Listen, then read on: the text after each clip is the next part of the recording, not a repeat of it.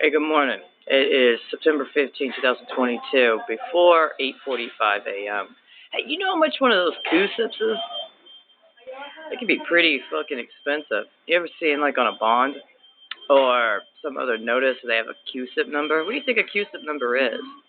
I'm just beginning to learn about it myself, just so you know. But there could be a lot riding on one of those, right? And what if you're somebody and you got lumped in with that Q-sip? A lot of people in the United States would have been in a situation like that based upon the system that got set up with it, right? But, we've had some things that have been going on since the 2008 banking bailout regarding our housing access specifically, including the idea and the understanding that one of the major agencies in charge of housing provision, the way that housing ends up intersecting with through the state in order for us to get access to it, including through the financial institutions, was declared to be, well, in some trouble. I needed to go through conservatorship. Now, I'm somebody that has, as of yet, not been acknowledged for owning my own home, right? So my relationship with that would be kind of a different matter. It was something that was brought up during the election season in 2008 as part of some campaign materials that were created. Unfortunately, I don't have access to it this time. My understanding somebody else did at the time and still does. But I digress. The point I'm making is that right now, I'm happy to say a number of people should be closing on their houses today. It's been a long time. See, my contention is that by 6 months after a presentation at the beginning of March of 2017 at the Baker Ripley organization in Pasadena, California, me and a number of women that I was working with and who would have been formally incorporated by the end of April or May would have been closing on our houses then. We would have been at least in that period of time where such would have been possible. We would have done what we needed to do to get together what we had to deal with in the transition that was going on because we had been exposed to a emergency need for assistance. We would have either been able to have dealt with the legal matters pertaining to the homes we had previously owned, or we would have been in the course of being availed of what was represented at that time as being a very good real estate market for first-time home buyers. Some of us would have finished our professional training within 2 years. We would have not only have had enough money to be able to make sure we'd been able to track it because we would have been working in solid jobs that had certification and had all the credentials we needed.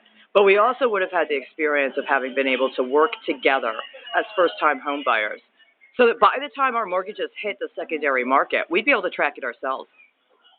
And we'd know where we were at with that right now. We didn't need HUD. And we didn't need Section 8.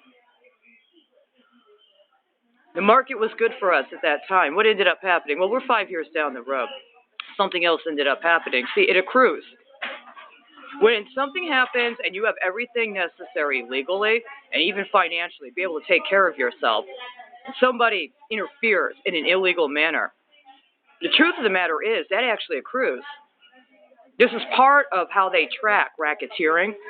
This is part of what legitimizes charges of racketeering and other kinds of fraud, including money laundering, including very significant money laundering. And you could say, well, sometimes we're talking about a lot of money. We're talking about billions of dollars. How is your couple $100,000 here really going to factor in? Well, it accrues, right? Because by the beginning of 2020, there would have been $2 billion available, and there was $2 billion available at the beginning of January 2020, middle of January 2020, to purchase real estate in the state of Texas. I made a list at the time. I did not use all $2 billion at the time. I put the rest of the money, I said we're going to put it in an account. I'm going to put it in an interest-bearing account to use later. When did I use that? I used that later.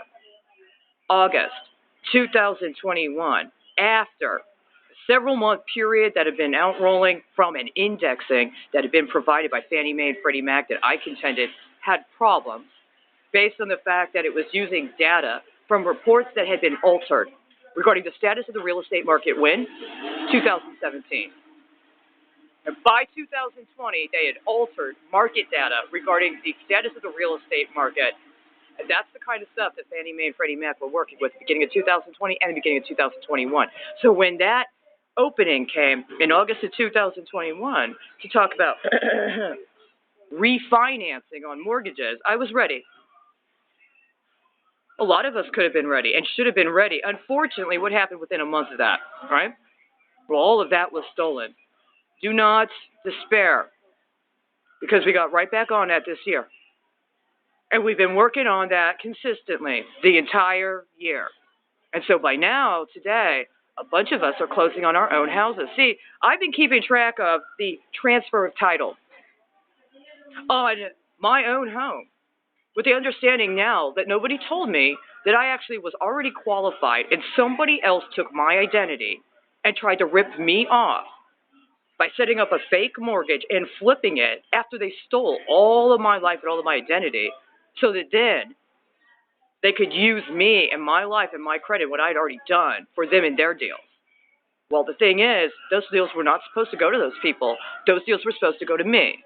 They're supposed to go to me, and they were supposed to go to us. They already have all of the records because they paid on the fraud that was committed in our names. And they paid on the fraud that was committed with our lives and our children's lives. So they already have all the records, which means they know who they ripped off. The question is how much, right? How much is your real estate worth today? What are you closing on today? Right? Today and tomorrow. So I want to congratulate everybody that's at this step. Somebody's trying to give you a hassle, don't worry, don't deter. Sometimes it can take a while. The truth of the matter is they also owe us what's called arrears, right? And that also accrues.